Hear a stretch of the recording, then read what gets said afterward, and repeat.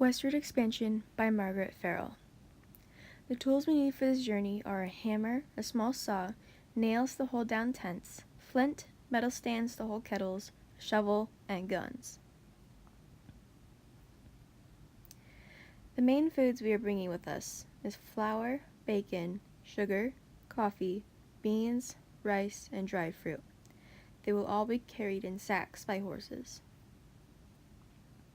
We are going to be on the road for a while, so we need to packing several pairs of trousers, coats, shirts, light dresses for me, vests, and riding boots. The livestock we are bringing along this trip are 4 horses and a herd of cattle, which consists of 1 bull and 4 cows. We will be taking the Oregon Trail, which starts in Independence, Missouri, and down to Fort Hall, Idaho. From there, we will decide if we're going to stay there or travel further south towards the coast. To avoid overpacking and possibly dangerous terrain, I am not going to bring a wagon. It may be an unpopular opinion, but it is just extra weight and it's going to slow us down. Also, there is a threat of it tipping over and injuring someone. My alternative is to ride with packs on either side of horses and a few cows in order to carry all of our supplies. Our shelter is going to be tents that have similar fabrics that resemble the waterproof cloth covering the wagons.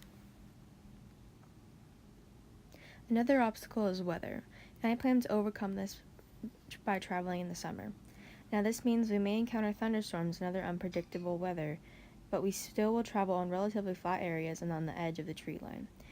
If need be, we can take shelter in the canopy. Because people died easily of cholera and that they were buried along the roads, I propose the following. In order to prevent illness, we need to bring flint to easily start fires. We use this fire to boil water, which we will use to bathe in and wash our clothing. We will also use this technique to clean water in order for drink and cook our meat. Also, in order to battle cholera, we will hunt in the early morning and late afternoon and eat the meat right away. It will not sit for more than 4 hours. Even though we plan to hunt, we will also bring a lot of portable food. We are going to bring our herd of cattle, which consists of 4 cows and 1 bull, that will provide milk and other dairy products. We will avoid killing them unless it's the last resort, because once we get settled, we want to be able to breed them and earn profit off of them. We will also be bringing 400 pounds of flour, 300 pounds of bacon, which will be stored in jars with bran, 75 pounds of sugar, 45 pounds of coffee, and we will also bring sacks of beans and rice and dried fruit. All of this will be carried on horseback.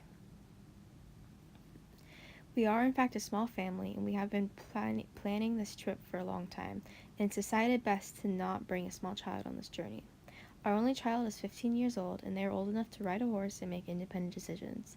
Because of this, we decided that he does not need to be babied and ride in a carriage. This is the story of my family's journey westward.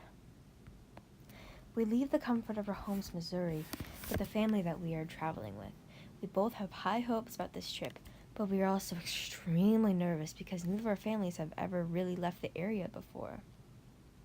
This was our first trip out into the real world, and we were so excited. It's been a week since we left our homes. I think we've covered at least 100 miles. So far, so good. We haven't had any major bumps in the road yet. We've been spacing out our food. So we have coffee in the morning with fruit, and then the men go out and hunt for lunch. Once they returned, everyone helps pack up the tents, and then we're off.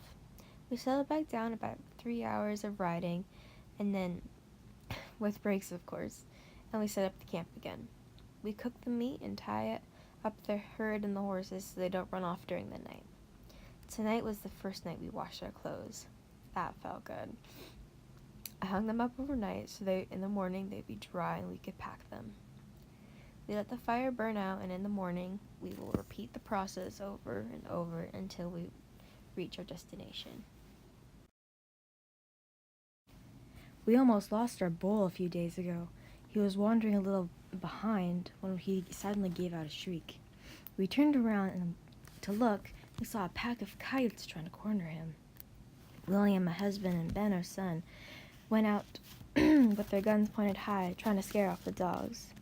It looked what seemed like forever, but it all probably happened in less than 3 minutes. The bull had a few nicks and cuts, but otherwise he was okay. If I've been counting my days correctly, I say it's about a month since we left. We've had a few nights where the men were unsuccessful in their hunt and had to eat more bacon and beans than we wanted to. And at one point, we slightly strayed from the trail. These past few days have been rougher, though. A thunderstorm rolled in, and it's hard to keep the animals calm, and a half-full bag of beans washed away because someone, not going to mention which man, left them out and didn't strap them to the horses' sacks. Anyway, we've been keeping relatively dry, and we're trying to make progress, but it's difficult with this weather. After the thunderstorm, we tried to make up for lost time, but it was difficult to get anywhere swiftly because the trails were damp and slippery in some cases. Though, a good thing came out of it. The wild animals were rambunctious, which made it easier to hunt.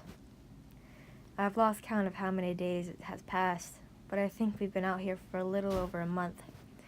The days are getting muggier and stickier, which does not help the horses' moods. We've tried to distribute the bags onto the extra horse and the cattle, but it didn't do much. Ben was bucked off his horse, which spooked at an odd-looking branch as it fell. It took a little while to catch. Spunky little thing, I tell you. Sadly, though we know it was inevitable, the daughter of the family we have been traveling with fell ill. Her mother and I have been doing everything we can to help her. Hopefully she gets well soon. Though, not to sound rude or anything, but they aren't as hygienic as we are. I ain't saying anything to them, though, 'cause of my friends, and I ain't gonna bite the hand that feeds me. On another note, prey seems to be scarce in this one section we've been traveling in, so men are having to journey out a few miles just to bring back a mere small deer. We've been mostly surviving off the things we brought. Though a few days ago, we actually ran into some Native Americans who proposed a deal with us. If they helped us find our way to Idaho, then we would give them 2 of our cattle. We thought it was a fair trade, and have been following them ever since. I can tell we're getting closer because it's starting to get colder. I estimate about 4 months of traveling. We have lost a sack or 2 of rice, and the Indians offered to help us find it, but we declined. We already have given them the cattle. They were just following the Indians instead of us. The daughter is getting better by day, though she's still not fully recovered. Ben seems to have fought it off pretty nicely before it got to him. Strong boy I raised. But so for me, I haven't been feeling so well.